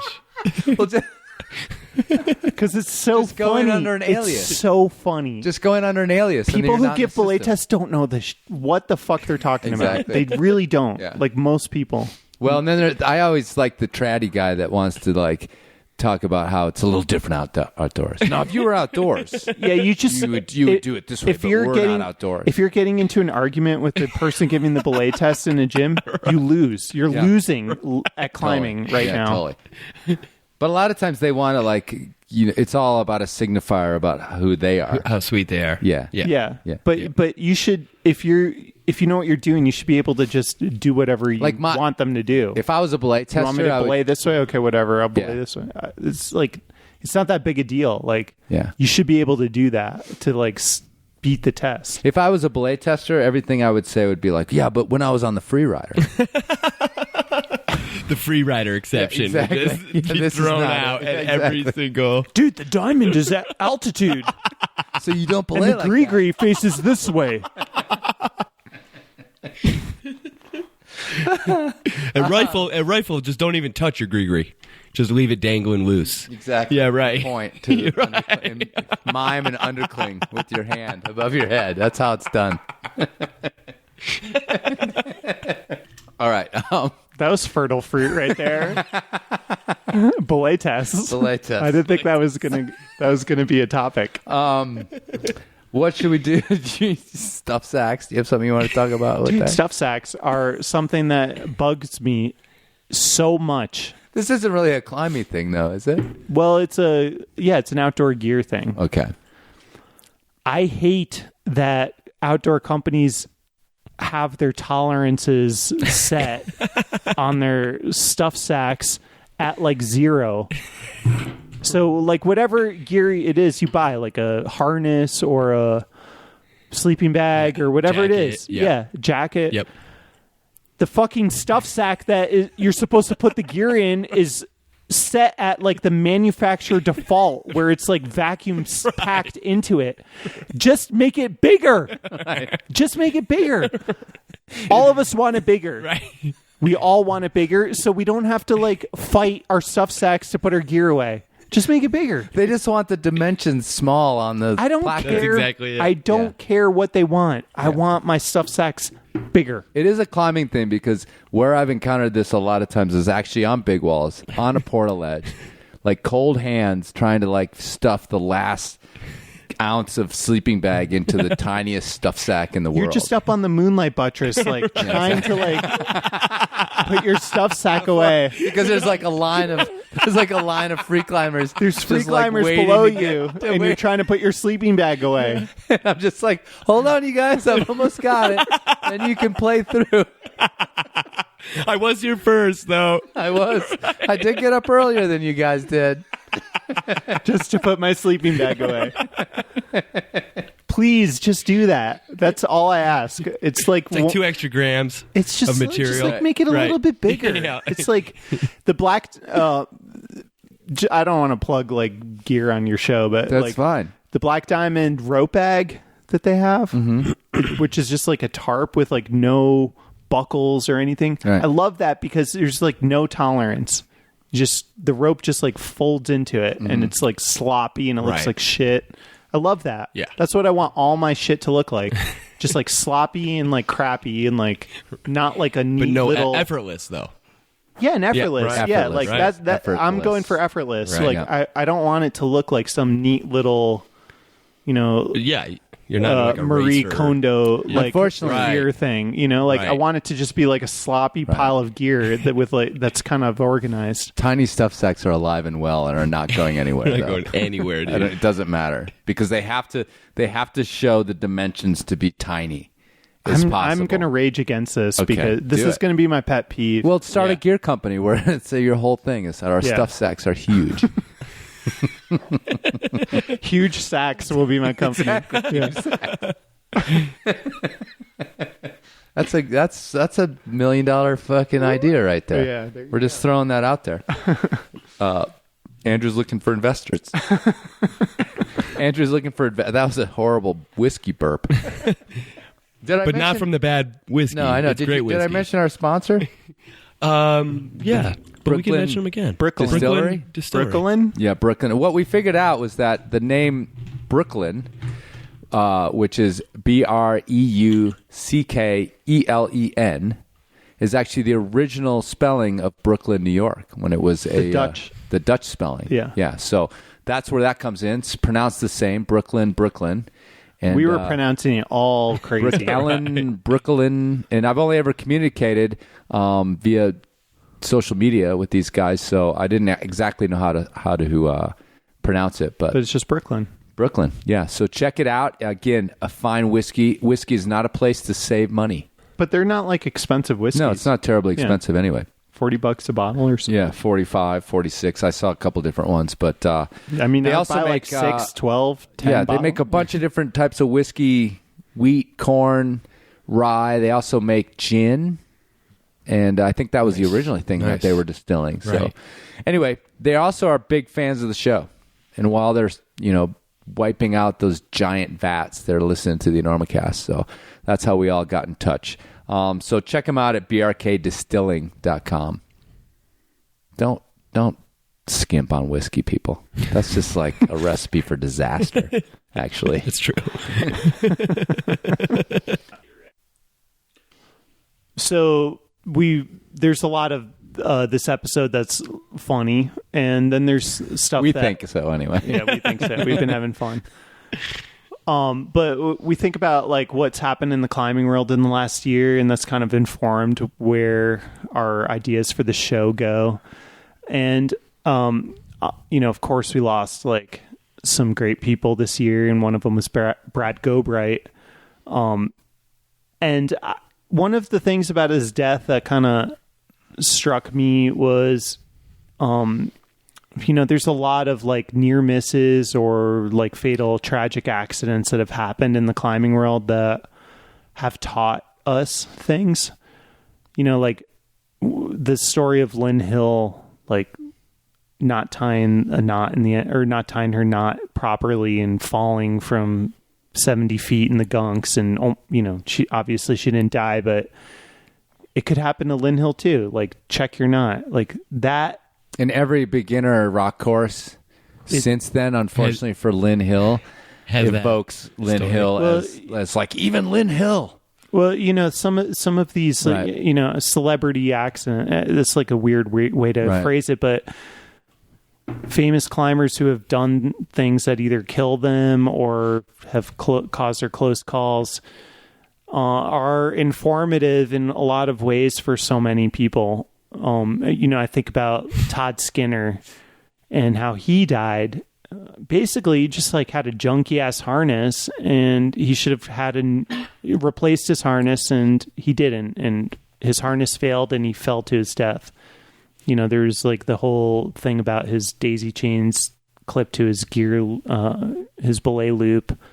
That was part of that, but he should have had newer gear. Replace your harness once a year. Like, don't climb on junky gear. Right. Like those kinds of lessons, like, I think really stick with people, and they're really important. Now, we're not that far off on Brad Gobright's death.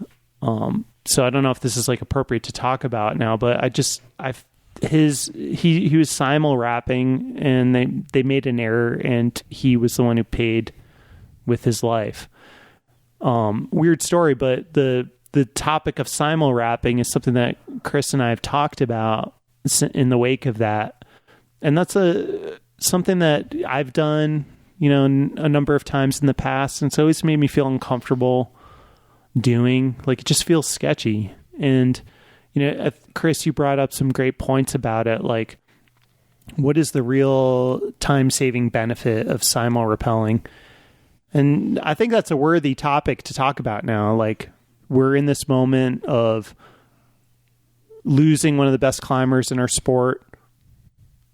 Simul-rappelling accident was the cause of his death. Let's talk about that. Is this something that we should be doing going forward now? Yeah, I mean, I think it's a technique that you talked about, the slow and heavy, which is what most of us do most of the time. And this kind of falls into that same category of it being sort of a thing that, I don't even want to go as far as say elite climbers do, but it's definitely something that, experienced climbers or climbers up at the upper end tend to do a little bit. Although I've heard about it being something, causing problems with all levels of climbers, but I don't think it ever occurred to me until well into my climbing career. And it's all based on this speed thing, on this idea that every second saved is somehow better than going a tiny bit slower. And what you said about me talking about evaluating the system, and I've evaluated the system, and I am somebody, I don't like to talk about speed or going fast. I like to talk about efficiency. And I'm someone, who climbs multi-pitch routes in places like the Black Canyon, on El Cap or whatever. And, obviously there are times in climbing when going fast is literally safer. You're going to beat that storm. You're going to beat the dark or whatever it happens to be. So I like to think about my climbing in terms of efficiency. And I just had long determined, and somewhere I have either a thread about this on my Facebook page or something like that, but I've been in this debate before, and I've evaluated it, and I just, the kind of, the risk that comes from having to act in tandem with each other, and again, the real problem ended up being knots in the end of the rope or not being in knots in the end of the rope. And as an aside, the whole thing about the knots is that the whole reason you're simul climbing is to go fast. And one of the things that most people will do when they're going fast is disregard the knots in the end of the rope because they can get hung up. It takes a few minutes to tie them. You've got to have both your ends in your hand to tie both the knots. So unfortunately, most of the time when you're trying to go that fast and shave seconds here and there, one of the things that a lot of these guys shave is putting knots at the end of the rope and rappelling. So that aside, I just have the only place I see that it saves time, simul-rappelling, is the time it takes for your partner to descend the rope to where you are. The second person. So let's say it's a 30-meter rappel. Okay, you've got your rope. You got a single rope, a 70-meter rope, but let's say it's 30 meters.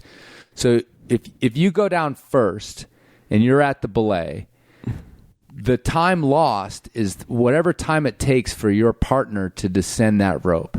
Okay, so your partner's up there waiting for you to get off the rope. You say, I'm off rappel. Meanwhile, you actually are going to start to sort out that belay there. Put the end through, get everything untangled because inevitably your rope tangles up because it usually spins when you're rappelling, that kind of thing. So how long does it take, a good climber, an experienced climber to set up and rappel 30 meters? A minute? Yeah, a couple minutes. At the most, right? Yeah. A couple minutes. Some of that time you've sort of made up in the fact that you're down there dealing, and by the time he gets there, you've dealt, which is something that had to be done anyway. So let's say you save a minute and 30 seconds per rappel in a 10-pitch route or a 12-pitch route. But let's say 10 so the math's easy, It's like you've saved 15 minutes over this multi-hour or, at least, quite a long descent. Is that really 15 minutes worth the risk of what has to happen in tandem where you both arrive at the anchor, you both unweight the rope together, you're both rappelling on a single strand, which to me always feels fucked up, especially if you're on if you're on an ATC. If you're on a Grigri, not so much. But, it's just one of those things where is the extra weirdness of the risk worth those few minutes over time? What did that 15 minutes get you? What did it get Brad? Yeah. Or what would it have gotten him?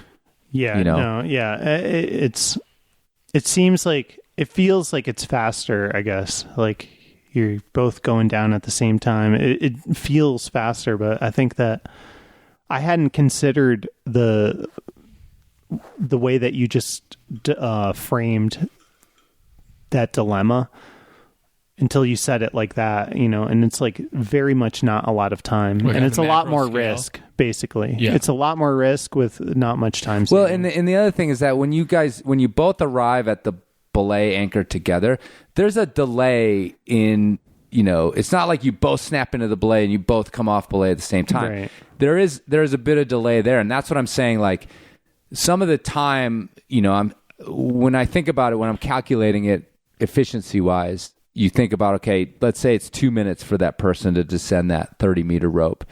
But some of that time is negated in the fact that the person that's already down there is getting ahead of the game with setting some stuff They're up. threading the rope through the And the anchor, fact is when the two through people it. arrive, there's always a little confusion. So there's a little delay there. And it just doesn't add up to me. What were the circumstances in which you were simul-rappelling? Were you getting chased by a storm? Were you wanting to go nothing like fast? that. Honestly, I was. And it's just an honest question. I'm not. Yeah, I'm just I was curious. Gumby in Yosemite and climbing with someone who I don't even remember who this person's name was.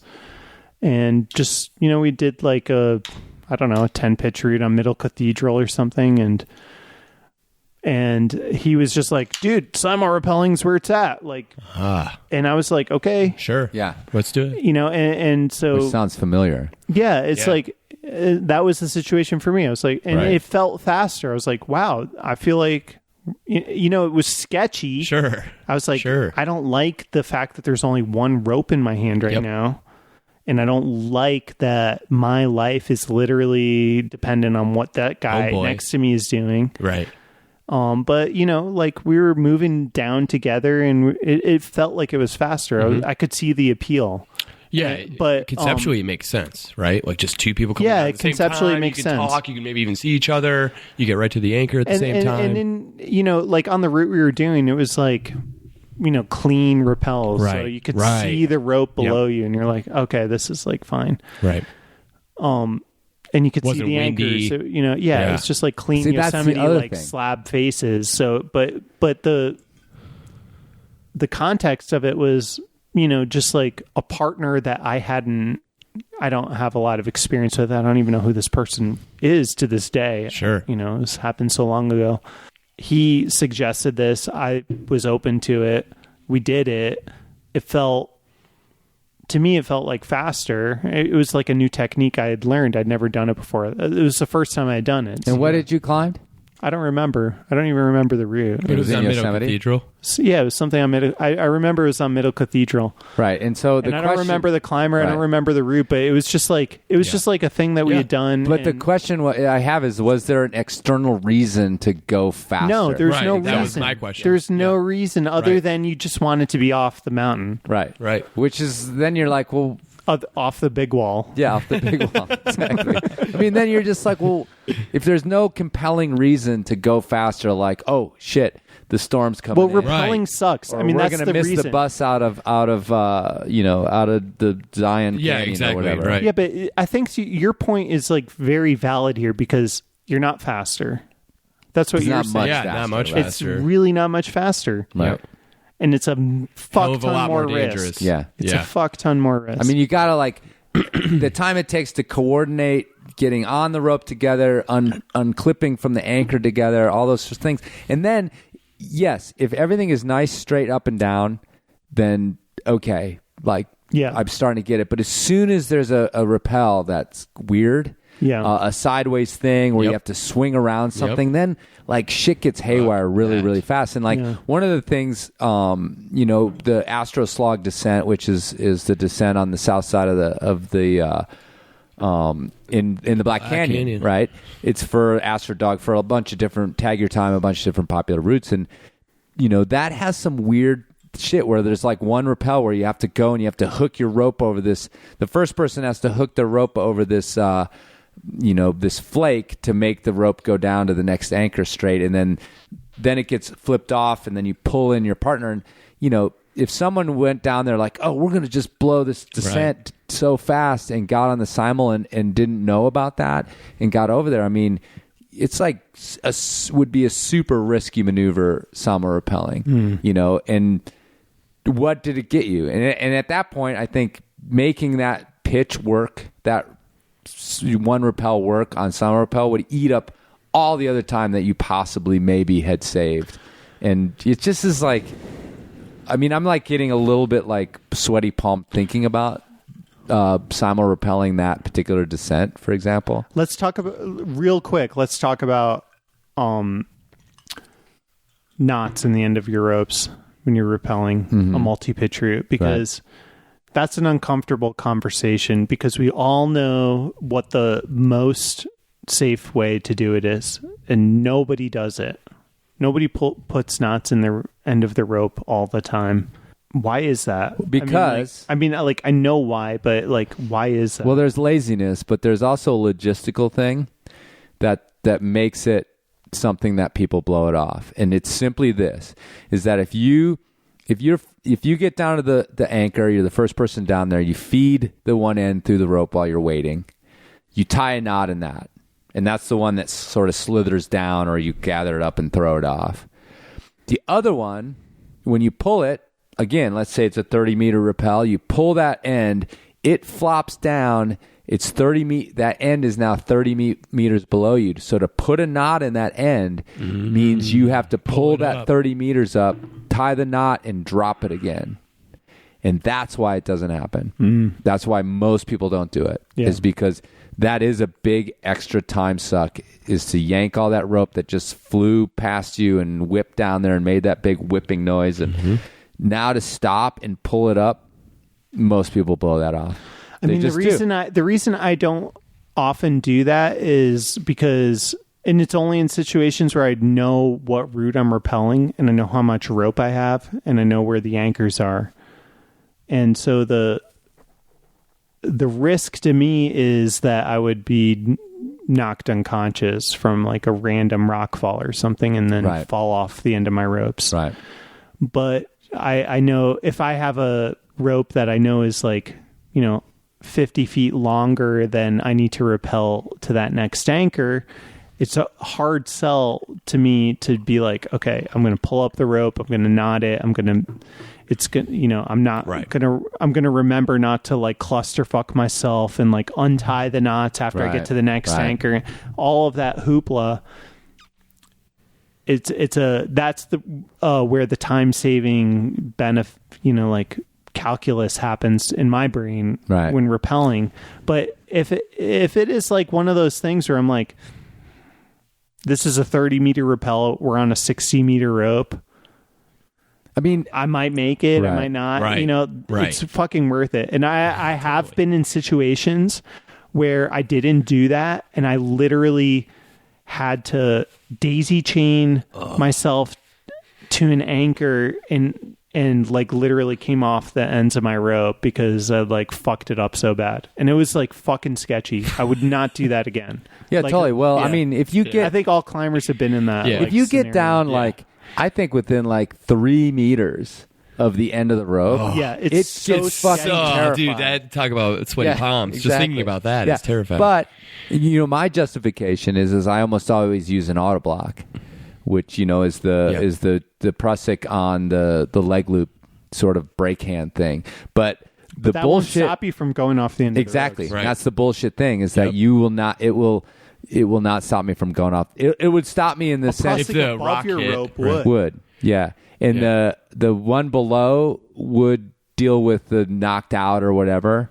It also, I find it helps me deal with letting go to like fuck with the ropes if they're in a bush or they're like coiled up. But yeah, I know full well, even though I like justify it, that it wouldn't keep me from going off the end of the rope if I just, rappelled that far. Yeah. So, but I mean, the knots at the end of the rope is a funny one because we always say it, but man, I don't, it's just, again, that logistical thing of the rope falling past you and then having to pull it all the way back up. And if you're doing double rope rappels, you're going to pull 60 meters of rope up, 50 meters of rope up to put that knot in there. Man, I just don't think that many people do it. And I'm not saying it's okay. I'm just saying. Well, climbers need to know that most climbers die from rappelling. Rappelling is dangerous. It's dangerous, and you need to like know your rope. You need to know like the halfway mark, and like you need to be comfortable with your systems. But it's like to bring it home to what we originally started talking about. Simul-rappelling doesn't seem like there's a lot for it in the plus column, right? You know, like it's an added externality. It's an added, risk that you don't really need to take, for time or for any reason. Like, the aggregate doesn't really add up. Yeah, I'm even trying to think of instances I've read about or famous climbs where, the fast and white crowd had to escape a giant storm. And I'm even at a loss as to like thinking of like, that 15 minutes was the difference. Right. It's like, no, that's you're exactly in the storm. Right. No, you're exactly. In the I was like thinking of like Nanga Parbat, right, for whatever reason. No, they were rappelling for days. Totally, they were rappelling for days. Latak, days. Right. Like, I mean, you name them. Right. They weren't simul climbing. It just doesn't. At all. You put it perfectly at the start of this. Like, it does not add that much time saving benefit. Right. Yeah, and the other thing is a mentality. If like, you're in such a hurry to start cutting those corners, and to me, and this is like the famous, it's almost cliche to say, but like the shit goes down on the descent. Like that's a famous kind of aphorism of climbing. Like get to the top, you're halfway there, or not even, and it's like, oh yeah, you're fucking gonna. And that's like, whenever I get on some big descent, I mean, it's like my full alert system is awake and on, and I'm like dealing, and I like, I get down to an anchor and I clip in and I breathe and I take a second and I'm just like, all right, before I fucking let go of this brake hand on this rappel, is everything cool? Yeah. And it doesn't take long to do that. Again, over a multi-pitch descent, a few seconds here and there is not going to add up, but it's like, I'm like on high alert. And if I'm super tired and, it's even more so of like, wait, pinch myself.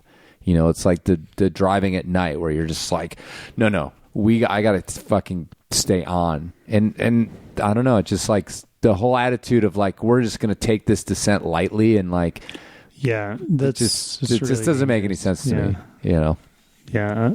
I'm like, right now I'm just like having these like flashbacks of like moments where I almost died. Yeah, you're like, again, you're like, okay, there's really the anchor. Like, it's like kind of horrifying. And you see the ends of your ropes like dangling like a meter below right. the Like, anchor. body weight, I got that. And it's always like I've been the there. weight of the rope, there's no more weight of the rope, so you're really fucking holding on, because like up at the top, just the weight of the rope That's was right. enough to stop you. Yeah.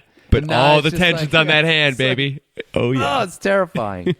Anyway, but look, and this is like, it's definitely something that was prompted by Brad's death, by the accident, but at no disrespect. I mean, those guys were operating as they saw fit, and accidents happen in climbing. They just do. And they happen there's nothing in climbing, you can do about and they're meaningful when we learn about them. And Brad's life is more than his accident, of course. Of course, yeah.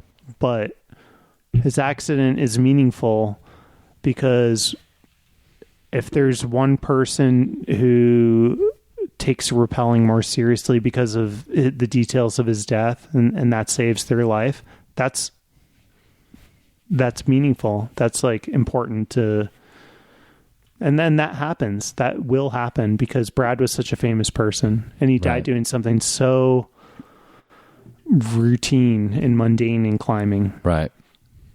The best climber, in the country fell to his death rappelling. Right. And people will remember that, and they will learn from that, and there will be lives saved from that. So that is what it is. Like, honor that, and but let's keep telling that story. Let's not be afraid to tell that story. Yeah, not at all. Yeah. Yep. You mentioned it in another podcast in the grief episode, like, let's not shy away from this accident. Let's not shy away from death. Yeah. I mean, Brad's gone. There's nothing we can do to change that. And yeah, and like you said, if somebody figures this out because of that, then we're on the way. Right. So there's plenty of people out there just rolling their eyes that like simul-rappel all the time. And I guess I would just say, man, be careful and take those, few seconds at every belay. Take those few seconds. Well, I would say if I would say to them, consider what Chris just said, which is how much time are you saving? Yeah, lay in bed and think about it. Do the math in your head because and think it doesn't about it. seem like that much, and I think that's a really good point. Totally. And I mean, I would hope all the future Bisharats who are climbing in Middle Cathedral with some unknown fucking guy from Camp 4 to be emboldened. My daughters aren't going to Camp 4. Yeah. Period. But just to be emboldened when you're at you're at your rap stations and the bro is like, yo, we're simul-rappelling. You're like, why? Just one simple question. Why? And if it's just to get down to get a margarita at Camp 4 a little faster, it's like, we can pump the brakes. Right. Yeah, exactly. Everyone's trying to go so fast, and like you need to slow down and be slow and heavy. Yeah. Like slow I think and that's heavy, a good. baby. I think I that's agree. A good mantra. I really agree with that. You claim to love the mountains. Yeah, you love the mountains. Stick around you love a little everything bit. about climbing. Exactly. You love being up there. I mean, your Instagram posts are just like a flurry of poetic words about how much you love that shit. They're calling. So stay up there for 15 more minutes. And like, exactly. In all honesty, like when thinking about rappelling, I have those terrifying moments, but also there's like, all the upward is done. Yeah. You're on your way down, and it's like your partner gets on rappel, and you've got 2 minutes to just chill. If you're at the top, there's really nothing to do, and fucking just chill. Totally. For 2 minutes, look around, have a good time. It's like the other thing that I mean? think that this conversation kind of segues into, and I don't know if this is a specific topic necessarily. Doesn't matter, man. We're out on the wing. Yeah. Right now. So the conversation about power and differences with partners and agreeing to like I think about my younger self agreeing to simul-rap whatever. That is like something that you need to be aware of. In my old age, I'm offering this advice to younger climbers. It's all about old age. Be aware of the power and differences between you and your partner. If your partner is climbing letter grades or more harder than you, and they offer up a technique or decision that you aren't comfortable with, you need to question that, and you can't just agree with what they say, because you need to, like, Hayden was the one who said this so beautifully. Hayden Kennedy. And Hayden Kennedy said this so beautifully, which was, the weakest climber in the group needs to be the leader, which I think is such a great idea. The weakest climber needs to be the one making the decisions. The weakest climber needs to be the one saying, I want to simul-rappel, or I want to do my rappels slow and heavy, or I want to go slow and heavy on this route, because that is the person that you're going at their speed anyway. Right. And so Hayden was beautiful with that kind of like respect with who his partners were, and he wasn't. I mean, he literally showed that to me. Yeah, when I climbed with him. Totally. Like, Clues, we don't need these 3 Camelots. I'm like, we fucking need those 3 Camelots. Put them back on the rack. Done. No fucking. We're not arguing about this. Like, I mean, that's literally a situation on the rainbow wall. Like, no, we're taking not just 1, but 2. Okay. Like, oh, you got hands, man. You don't need. You just don't let go, dude. No. Yeah. Yeah, we took him. And you used every single one of them. And I'm sure he probably normally with a lot of his partners simul-rappel, but he never brought it up with me. Right. Because there's no fucking way I was going to do it. The weakest climber should make the decisions. Yep. And just be aware of those dynamics. Yeah, I mean, be aware of the dynamics. Right. Like, if you're uncomfortable with something, it's not necessarily bullying, but don't let yourself be pushed into something that you're uncomfortable with. Yeah. Because it's also a weird thing for someone to push you into that, because especially with simul-rappelling, each other's lives are in each other's hands. Yeah. Yep. And so it's like, if you said, hey, I'm not real comfortable with this, that other person should be like, oh, okay, thanks Thank for you. telling Yeah, me. because exactly. I don't want you to. You're buck exactly up and, 50% of this. Yeah. Yeah, but I mean, in general sense, what you're getting at is like, don't let yourself be pushed into something that you're not comfortable with. Right. Yeah. But it's so easy for people who are the less experienced sure. people Definitely. to fall into that. Yeah. It's so easy. Yeah. And that's a bad thing because partnerships are 50-50 and they're not treated that way because people defer to the stronger climber. Yeah. More experienced climber. And, I mean- and they defer to them for decisions and that's wrong. I mean, like, and if you're the more, I guess it's really, if you're the more experienced climber, you need to be aware of what your role is because you need to like ask your partner for like what they are comfortable with and be able to like ferret out what if they're just feeding you bullshit or not. Like it's really on their shoulders, I think, to say like, okay, you know, I'm sensing that you're not comfortable with this. We're going to do it this way. Right. I don't know. Yeah. I don't know. It's like, you know, it's like these difficult conversations that you have where you're trying to like read power imbalances and stuff. Like, yeah, it's weird, but just be open to that. Yeah. And we're definitely dipping our toe into the boyfriend-girlfriend world with that as well in terms of the power and difference, you know. Is that going to be on the TAPS list Next as year? well? No, Boyfriend, we're good. girlfriend. We're You done. shouldn't climb with your girlfriend or boyfriend. Don't climb with your girlfriend or boyfriend. Don't simul-rappel with your girlfriend. Don't just... Yeah. Someone has to stay home and take care of the dog. At the bottom of the cliff, barking its head off. Exactly. Wait, so what's the next topic? That's it. We're done. We're done. I'm just getting We can started just keep going, baby. after Even the this, but we need to talk even the about fixed Enormocast hardcore fans are not this tolerant. They're like, 5-hour episode. What the fuck? It's like hardcore history up in this piece. Exactly. That Brooklyn Distilling, good whiskey. We stayed up Exactly. for That's 70 the problem. hours. That's the problem. Blame it on Brooklyn Distillery. God damn it, Brad. Brad up at damn Brooklyn it, Brad. Distillery, fucking Right. fueling this thing. We're into the corn. We're into the corn whiskey now. The wheat. We're in the New York Yeah, wheat. we started with the Ryan corn. Now we're in the New York wheat. I never noticed the dog on the And label. it's different. It is different. It's good. flavor. It's very good, though. Oh yeah, they have a little Yeah, like almost a kinda looks Boston like your Terrier, pooch, man. Yeah. So that's it for the 2020 TAPS edition of the Enormocast. And I want to thank Brooklyn Distilling for providing us with enough whiskey that I can hardly talk right now. And that's it. Do you have any sort of thing you want to add to this? Of course, you can reach me at chris@enormocast.com. And everybody be safe and check your knots. And do not email me.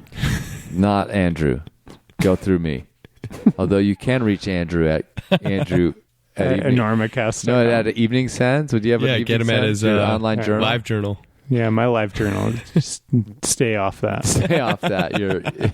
And Steve Dilk has no social media None. whatsoever. So None. He's Dude, mystery. you're like the He's most. on the wing. You're a free bird. Yep. It's the best. We're so jealous It's the of best you. way to go. You are. Yeah. Yeah. Awesome.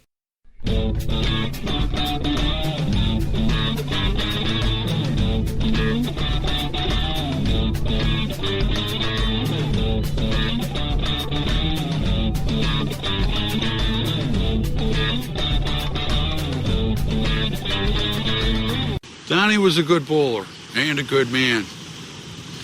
He was one of us. He was a man who loved the outdoors and bowling. And as a surfer, he explored the beaches of Southern California from La Jolla to Leo Carrillo and up to Pismo. He died as so many young men of his generation before his time. In your wisdom, Lord, you took him. As you took so many bright, flowering young men at Quezon, at Londoc, at Hill 364. These young men gave their lives. And so did Donnie. Donnie who loved bowling.